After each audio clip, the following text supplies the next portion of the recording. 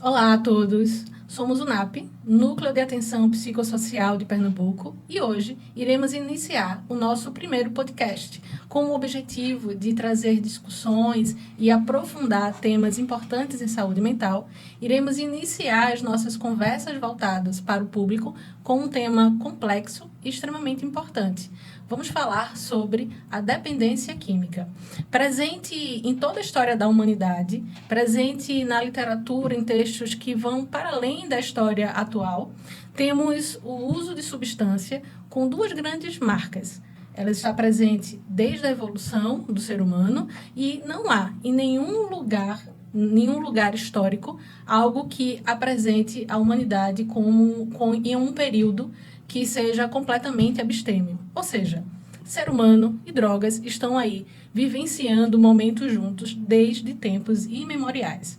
Para debater e para falar sobre o tema, trazemos hoje para a nossa conversa as nossas 3 psicólogas. Patrícia Portugal, Nayara Salles e Rafaela França. A gente já pode começar, Rafaela, com uma pergunta que provavelmente permeia todo mundo quando se pensa nesse tema. Como explicamos o uso, o consumo de substâncias psicoativas? Antes de responder, por favor, apresente-se, fale um pouco sobre você e sobre a tua atuação clínica. Oi, gente. Meu nome é Rafaela de França. Eu sou psicóloga formada pela Fafiri.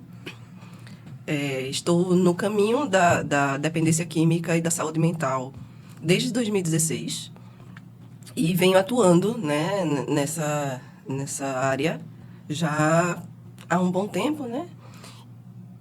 E essa é uma pergunta, ela é muito interessante, porque todo mundo tem dúvidas sobre isso, né? É constante, porque a gente fica se perguntando até que ponto esse uso ele vem a ser prejudicial para mim, né? E aí a gente pode descrever esse uso de 3 formas diferentes, né? A gente pode descrever ele como um uso recreativo, como um uso problemático e como um uso já de dependência mesmo, né? Que é o chamado uso abusivo. Que é o chamado do uso abusivo.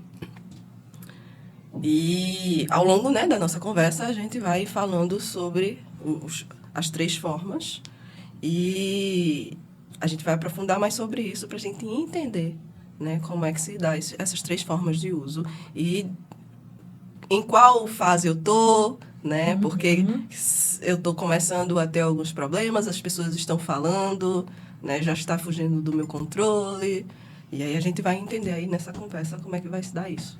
Parece, né, Rafaela, com a tua fala, você explica bem que nem todo uso é um uso abusivo. Quando Isso. A gente pensa no podcast, quando a gente pensa em ações de saúde, a gente, claro, talvez fale do uso problemático e do uso abusivo. Mas nem todo uso, né, como eu iniciei o podcast falando, a história da humanidade não se separa da história do uso da droga. Então, em algum momento, o reino vegetal lá fez uma alteração e desde lá, dos primeiros humanos, os humanos usam substâncias psicoativas.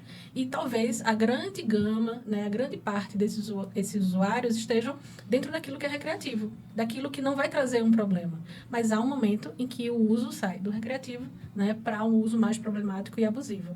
E aí eu queria saber de Nayara, antes também da resposta, te apresenta um pouco, fala do teu caminho, mas como é que a gente pode entender ou quais são os sinais que a gente pode perceber que um uso deixou de ser aquele uso costumeiro e recreativo para se transformar em algo problemático e que vai precisar de alguns alertas ali para serem encontrados? Bom, sou Nayara, sou psicóloga clínica, também nessa jornada, né, de acompanhamento e tratamentos muito dentro da saúde mental e de dependência química, né, com experiências aí nesse campo. E eu poderia começar falando sobre essa questão do uso recreativo, né, como ele se torna um problema, trazendo um ponto muito importante de se pensar, né, que o uso recreativo geralmente a gente pensa como uma coisa que não pode ser problemática, né? Afinal de contas é recreativo. Mas existem questões que são pontos de atenção que dá para a gente entender como problemático. Por exemplo, uma pessoa que está fazendo uso recreativo, mas existem tendências genéticas, fatores genéticos que podem, né, acabar com o uso de drogas, acabar sendo desencadeado um transtorno mais grave, né, uma coisa que realmente traga prejuízos para a vida dessa pessoa. Né, o uso recreativo a longo prazo, ele também pode trazer diversos tipos de prejuízos sociais, psicológicos, dentro do contexto familiar, né, e mesmo sem ser um uso recreativo de longo prazo, ainda assim os prejuízos podem acontecer, não é? Então, o uso recreativo também é uma forma de usar que merece atenção e também esse cuidado, né? Recreativo, mas até quando, Sim. sabe? Enfim, por aí, assim, merece ter esse cuidado. A gente pode pensar no uso responsável, se a gente pudesse dizer assim. Sim, exatamente. Pois é. Né? E que a gente entende culturalmente como uso recreativo, não é? E socialmente. Então, eu acho que ao longo do podcast a gente vai entrar mais um pouco, né, nessas questões, mas é importante a gente repensar, né, o que seria esse uso recreativo e quais são os problemas que esse uso já pode estar trazendo, não é? Eu não estou percebendo, e também a longo prazo ele pode trazer. Então, parece que você fala que a gente pode... Um sinal de alerta são os prejuízos tanto sociais, tanto os clínicos e outros prejuízos ao redor, né, daquele uso que eu acredito que ainda é recreativo ou que eu acredito que ainda é responsável. Isso é interessante porque quando a gente fala de prejuízo, ele pode ser um marcador de diferença nos tipos de uso, mas ele também pode acrescentar ou mostrar outras questões. Patrícia, né, também, assim como as meninas, antes da resposta, te apresento um pouco, mas eu queria saber, falando desses prejuízos, quais são os impactos do uso de substância na saúde mental e física do usuário? Ok, olá gente, eu sou Patrícia Portugal, sou psicóloga clínica, especialista em dependência química e em terapia cognitivo-comportamental e também redutora de danos. Estou trilhando aí nos caminhos da psicologia em torno de 11 anos. Veja, Thalita, a gente pode falar aqui em várias comorbidades, né? A gente pode citar aqui em relação, no âmbito da saúde mental, o transtorno de humor, né? Transtorno de ansiedade, né? Instabilidade emocional. A gente pode falar também em algumas comorbidades no âmbito da saúde física, né? As doenças hepáticas, né? As doenças cardíacas, respiratórias, né? Para além dos danos, né, psicossociais, a gente tem aí uma lista vasta das comorbidades advindas do uso abusivo de múltiplas substâncias. E é interessante porque eu lembro que, certa vez, em alguma das minhas leituras, eu li algum autor que falava que se a gente retirar o álcool, e aí a gente pode, né, falar também das substâncias, a gente talvez encontre um ansioso grave e um depressivo grave. Né? Então, parece que os transtornos mentais, algumas dificuldades né, daquilo que é saúde mental também é um fator de prejuízo e é um fator, às vezes, até que leva para o uso de substâncias. Sim, com certeza. E a gente tem, né, no uso de substância, apresentamos um pouco alguns fatores sobre o uso, né, qual o tipo de uso, como ele é feito, como a gente consegue observar prejuízos, como que ele se mostra na saúde física e mental. Mas a gente sabe que, além dessas questões, desse prejuízo, o uso de substância ele vem muito atrelado, né, às questões sobre tabus sociais. Né? A gente sabe que talvez uma das grandes dificuldades, inclusive, do dependente, do familiar dependente, procurar auxílio, é que vem junto, né, com isso todo um preconceito. Parece até que a gente não está falando de saúde mental. Parece que a gente está falando de algo socialmente que não pode ser visto, não pode ser tocado. Para vocês, aí é uma pergunta para a mesa, para vocês três. Como é que a gente pode falar sobre, ou quais são os aspectos, né, sobre moralismo, uso de substâncias e discurso social? Veja, Thalita, o moralismo, ele traz, né, um discurso julgador e simplista sobre o uso de drogas. E aí a gente tem um grande problema, né, que é a minimização da complexidade da dependência química. Então, o uso de droga, ele é estigmatizado, ele é julgado, né, e ele não é visto nos seus aspectos complexos da dependência. E aí a gente tem um grande problema, né, porque o usuário ele vai se sentir julgado, né? E aí ele vai tentar esconder o máximo possível o problema que ele já está enfrentando e vai demorar a procurar ajuda por causa desse aspecto moral e julgador, né? Então, também é um aspecto que já traz um prejuízo muito grande para o usuário que já está se tornando problemático. Exato, porque acaba não sendo visto como uma doença, não é? E o tratamento é como se fosse um defeito moral, e o que não é nada terapêutico e não ajuda em nenhum sentido, né? No acolhimento, de fato, uma atenção e um tratamento, porque se é uma doença, existe um tratamento para essa doença, e ela é vista como um defeito moral, então a tendência é que essa pessoa permaneça, perpetue ali o uso, né? E piore, né? E ela mesma talvez possa se enxergar como alguém moralmente defeituoso e não buscar ajuda. Né?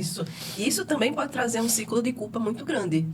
E a perpetuação do abuso. Porque quanto mais eu vou me sentir culpado, mais eu vou sentir uma angústia, e aí eu vou fazer esse uso de uma forma já abusiva para tentar aplacar essa angústia e não vou procurar ajuda. Então, isso também causa um ciclo de prejuízos muito grandes.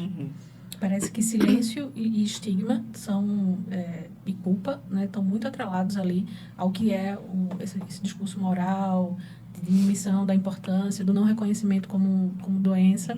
Mesmo a gente tendo, por exemplo, desde os anos 20, instituições ou associações como os Alcoólicos Anônimos, que desde os anos 20 já reconhece o alcoolismo como doença. E, dentro desse período, a medicina também já vai trazer questões sobre a saúde mental e dependência, as mudanças e os perfis, né, que são diferentes daquilo que é muitas vezes dito num discurso social. Há uma responsabilização que a gente vê dentro do discurso médico, da psicologia, que muitas vezes a gente vê algo diminutivo, né, da responsabilização em questão de estamos diante de uma doença e não de uma falha moral.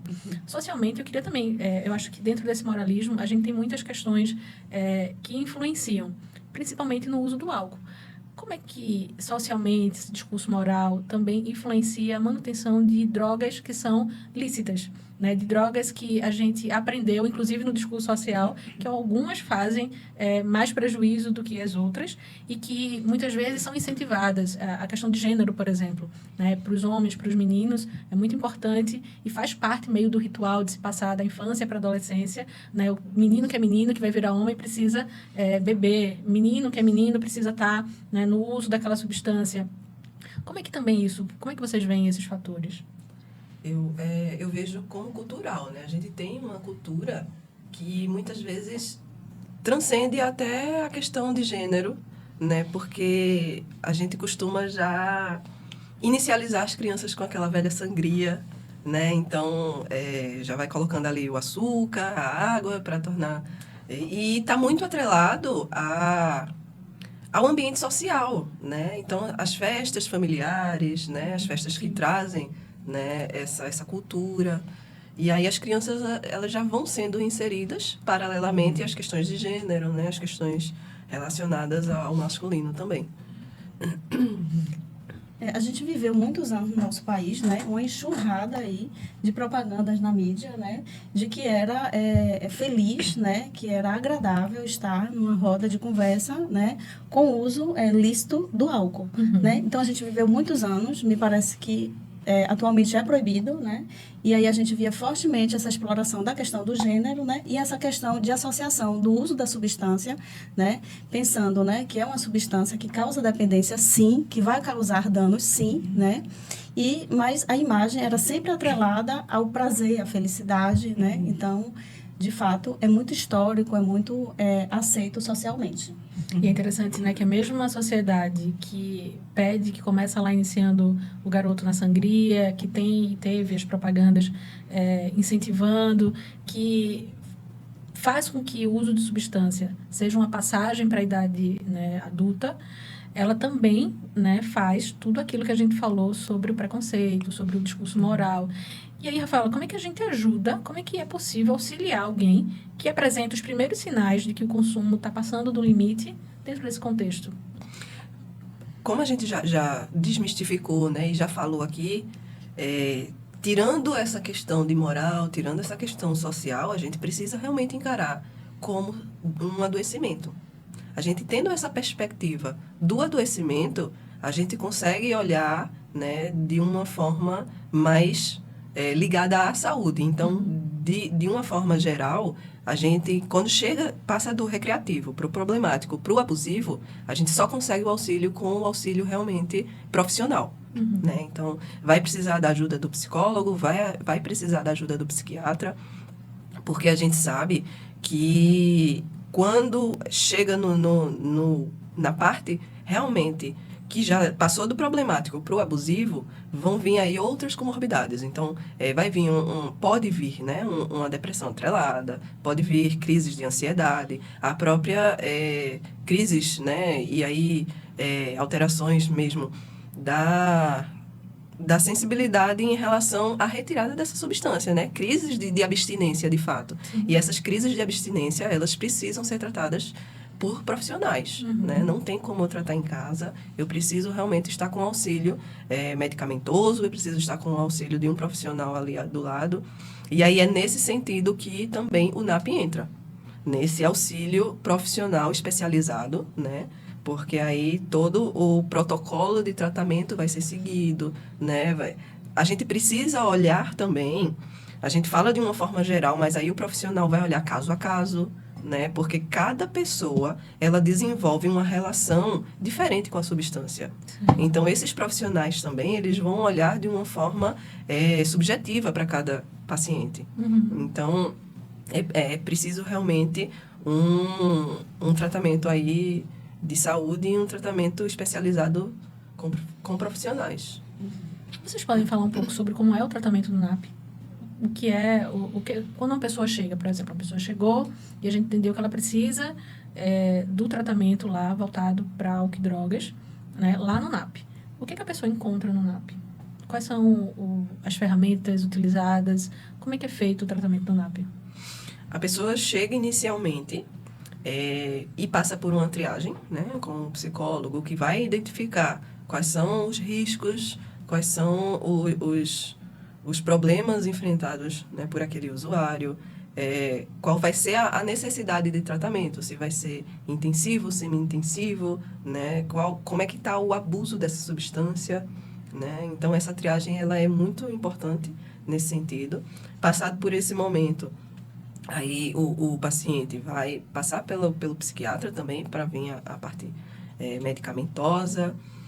E então, esse paciente ele vem, de fato, a participar do Hospital Dia, né? Que são as participações nas oficinas, nos grupos terapêuticos, que vão facilitar o entendimento desse adoecimento, vão fortalecer o paciente a construir o seu próprio caminho de tratamento, né?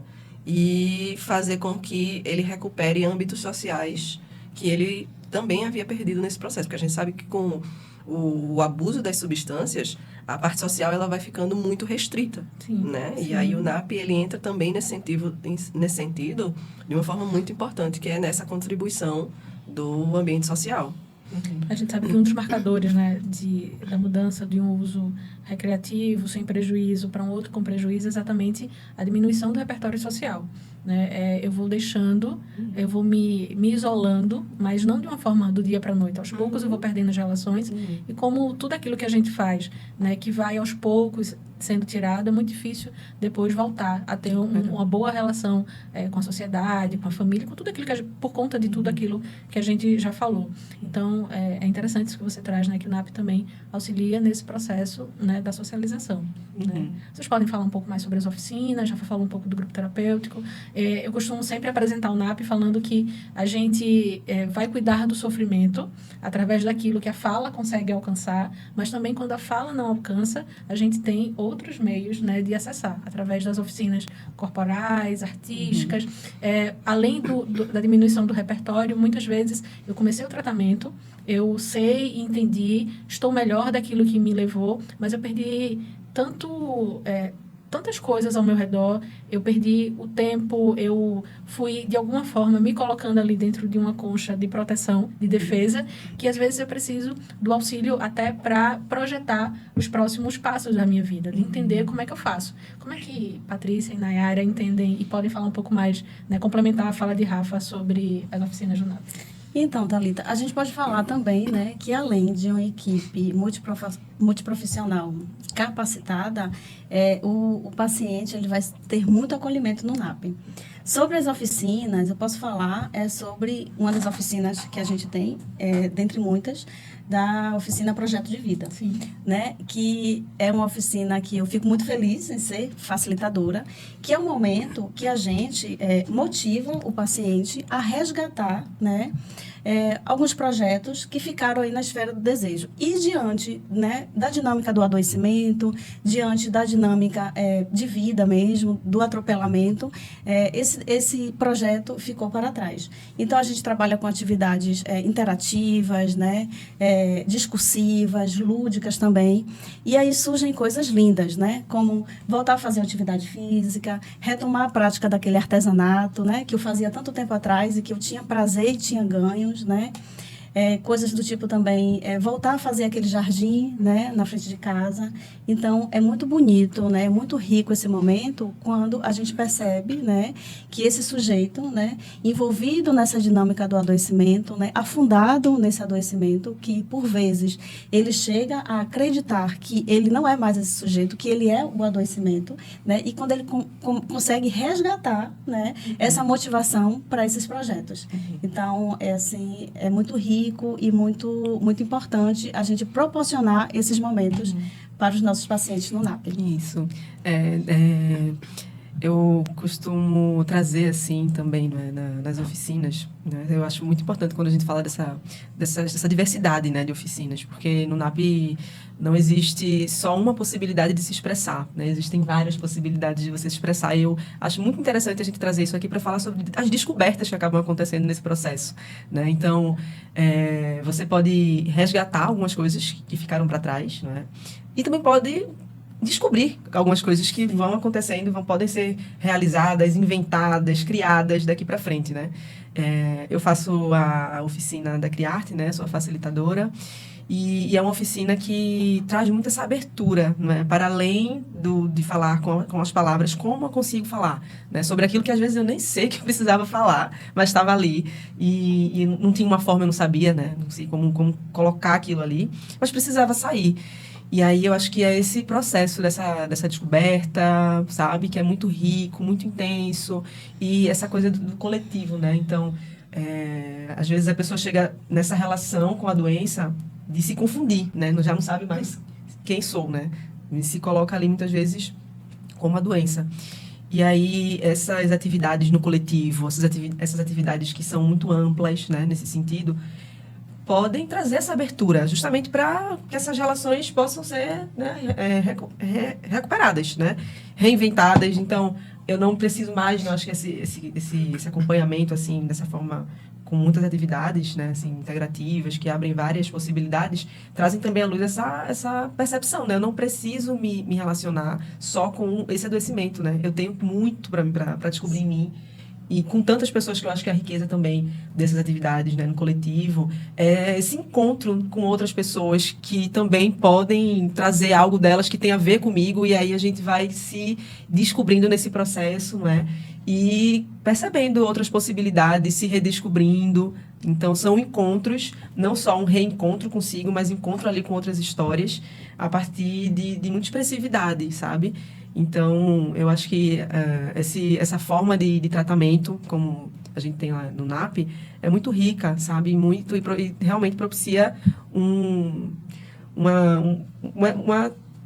como é que eu posso dizer? Não sei, acho que não tem nem muitas palavras, assim, né? Mas é uma vivência. Uma vivência de cuidado, né? E é muito interessante, porque a tua fala me trouxe diretamente para a minha oficina, né? Porque a oficina que eu facilito é a Tenda do Conto, e na Tenda do Conto a gente fala sobre histórias de vida, né? E muitas vezes essa história de vida marcada pelo abuso, né? Já aí há alguns anos, em que a pessoa vai diminuindo mesmo, restringindo essas vivências, trazer o resgate da memória dessa história de vida, né?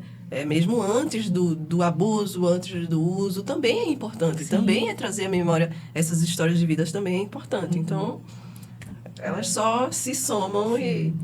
E aí, dentro de tudo isso que a gente escuta e vivencia, quais são os principais mitos sobre o uso de substância que vocês vivenciam, tanto na prática do NAP, como na prática, né, dos nossos consultórios? Quais são os mitos, além daqueles que a gente já falou, que está muito voltado ao discurso social, mas que a própria pessoa em busca de tratamento traz? Então, a gente pode falar, Thalita, em coisas do tipo, eu consigo parar, vai ser só um copo, né? Eu não preciso de ajuda, eu não estou doente, né? Então, a gente percebe bastante nesse acompanhamento aí na esfera da dependência química. O principal que eu percebo é quando eu quiser eu paro. Isso. Esse é um dos enganos que vão perpetuando aí, né? Esse uso problemático até chegar ao abusivo, porque esse dia não chega. Essa ideia de que está no controle, né? Que quando quiser vai parar, ou então aquela comparação com algumas pessoas, aquela comparação com outro, né? Para, de alguma forma, Amenizar. Eu acho também que é bem presente isso, essa ideia de que está no controle e de se comparar, né? E de ir driblando, às vezes, né? Se boicotando, porque acaba sendo um caminho que não ajuda, né, no processo de tratamento. Isso. A minimização dos problemas, né? Eu começo a apresentar alguns problemas, mas eu vou me minimizando. Não foi assim, não foi tão grave assim, não tem tanto problema, né? E também eu vou acabando mentindo para mim mesmo. E parece que entre os mitos, né, entre aquilo que a gente chama de mito sobre o tratamento e sobre a dependência química, a redução de danos, né, é uma forma de tratamento pensada para um tratamento fora de manicômios e que traz junto de si muito do discurso social. Patrícia, o que é a redução de danos e como que ela é aplicada ao tratamento do dependente químico? Então, Thalita, a gente pode falar que redução de danos é política pública, né? Existe no nosso país desde a década de 80 e é possível, sim, falar e praticar redução de danos o ano todo, né? Ao contrário do que se pensa, que é só em momentos como carnaval, né? Momentos festivos. Quando a gente fala, né, para um usuário de drogas que não é seguro misturar substâncias, a gente fala de redução de danos, né? Quando a gente propicia a esse usuário, né, formas de autocuidado para que ele possa minimizar os danos do uso dessa substância, a gente faz redução de danos, né? Quando a gente acompanha um usuário e ele escolhe manter o uso da sua substância e a substância de predileção é o álcool, e a gente fala para que uma dose em outra ele beba um copo com água, a gente fala de redução de danos. Então, falar em redução de danos, né, é proporcionar, né, possibilidades para esse sujeito, né, de autocuidado e saúde. Então, é sim possível falar e atuar, né, e viver redução de danos o ano todo. Ótimo. E quando o uso, né, passa daquilo que é não só saudável e eu posso esperar, né, o agendamento de um tratamento ambulatorial. Lá no NAP, a gente não tem atendimento de emergência, mas talvez muitos dos familiares, muitas das pessoas que hoje estão ouvindo e vendo o nosso podcast, precisem também de alguma orientação do que fazer em caso de emergência. Nayara, como acessar ajuda em casos de emergência ou do exagero da substância? Buscar, né, os serviços de emergência, assim, tanto no SUS quanto também nas redes privadas, não é? Então, acho que uma postura acolhedora também, né, nesse momento, e ágil também, sabe? E buscar ajuda nos pontos de emergenciamento mais próximos e dentro das possibilidades, não é? É emergência. Então, se a pessoa está apresentando uma crise de abstinência muito forte, né? Ou então entrou num processo de overdose, por exemplo, é importante agir rapidamente, né? E perceber aquilo como algo grave que precisa de uma ação, né, profissional naquele momento. Então, buscar esses serviços, não é, de emergência, né, de urgência, enfim, né, que estiverem aí disponíveis, né? Tanto nas redes públicas quanto também nas redes privadas. É importante agir e ajudar essa pessoa. Até porque, né, nesses momentos, a mudança do comportamento fica muito clara, né? Há uma mudança comportamental, há sinais que você pode perceber, né? A fala, a deambulação, como anda. E aí, nesses momentos, realmente é importante procurar ajuda profissional urgentemente. E é muito comum também a gente perceber, de alguma forma, acho que até pelo processo que a gente estava falando anteriormente, né, do tratamento moral, né, que existe muitas vezes, de achar que pode ser uma coisa assim, é uma besteira, porque isso porque usou muito, isso porque tá, né, uma besteira, assim. E pode ser algo muito grave, não é? Então, o uso problemático, o uso abusivo, certamente não vai ser uma coisa, né, uma bobagem, que uma água vai passar, né, ou então é só dar um susto, vai dizer que vai fazer se a pessoa, sei lá, tá mais agressiva, tá mais irritadiça, vou chamar a polícia, assim, às vezes tem que ter uma postura mais acolhedora, né, vamos pensar, será que essa pessoa está precisando agora mesmo do quê, né, de uma atenção, né, mais cuidadosa mesmo e ajuda profissional, então agir na hora e de uma forma mais acolhedora mesmo. A gente sabe também que tem alguns abusos, algumas substâncias que podem vir a desenvolver, né? Algum surto psicótico, né? Alguma alteração da sensopercepção, começa a pessoa a ouvir vozes, a ver vultos, a ver coisas. E aí, essa intervenção realmente é uma intervenção que precisa de um emergenciamento mais pontual, mais urgente. Então, a gente também precisa ficar atento a isso. Sim. Desculpa, Thalita, a gente volta para essa questão que a gente já falou, né? Que é importante, né, despir-se, né, do julgamento moral e entender que é uma questão de saúde, né? Uma questão realmente de acolhimento, né? E entender que aquele sujeito ali precisa de ajuda, não de julgamento. E a gente precisa sempre lembrar que, em caso de dúvida, não lembro qual é o meu convênio, não sei para onde levar, a gente tem o 192, que é o número do SAMU, que é um número que, em momentos de emergência, primeiro a ser discado, né, para cuidar daquela pessoa sem o julgamento e sem pensando que a gente está vivenciando um processo que é de saúde. Eu queria agradecer a vocês por esse momento, né? A gente pôde ter uma conversa, né, e tirar alguns preconceitos, discutir tabus, falar sobre a importância de falar sobre dependência química. O silêncio na dependência química talvez seja o primeiro sintoma de que algo precisa ser olhado. Então, quanto mais se fala, mais se cuida, mais se cura, quando a gente tira ali todas as defesas do silêncio e fala, né, sobre o assunto. Brevemente, eu gostaria que vocês fizessem uma fala de encerramento para a gente também encerrar o nosso momento.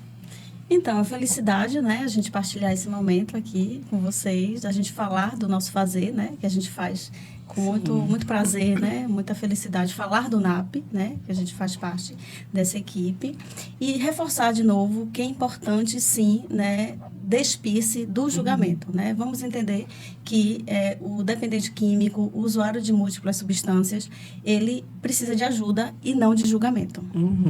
E também para a gente pensar nas dificuldades enfrentadas ao longo do tratamento também, né? Porque a gente falou muito do processo de chegar até o tratamento, mas a gente também precisa entender que o tratamento é um processo também longo, né? E às vezes pensar nos processos de recaída, né, de volta ao uso, sem essa questão moral também, né? Porque muitas vezes a gente termina entrando naquela velha frase: não para porque não quer, né? Não tem força de vontade, e aí a gente precisa se livrar também, né, desses pensamentos, porque faz parte do tratamento a recaída, faz parte do tratamento, né, esse retorno, porque é um processo difícil, né? Não é um processo fácil, é um processo que o usuário ele vai precisar da ajuda da família, ele vai precisar da ajuda de todas as pessoas ao seu redor, e a equipe está pronta para ajudar,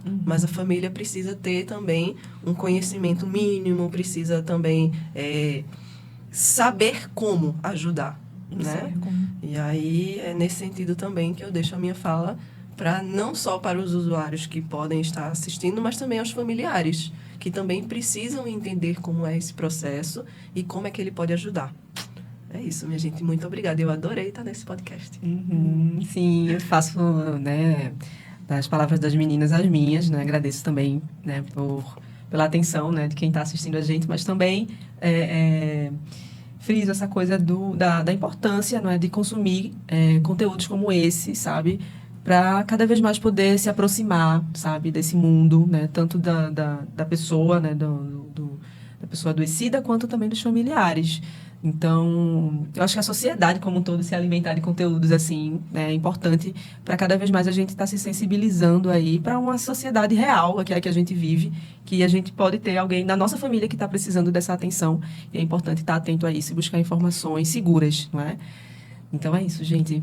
Agradeço.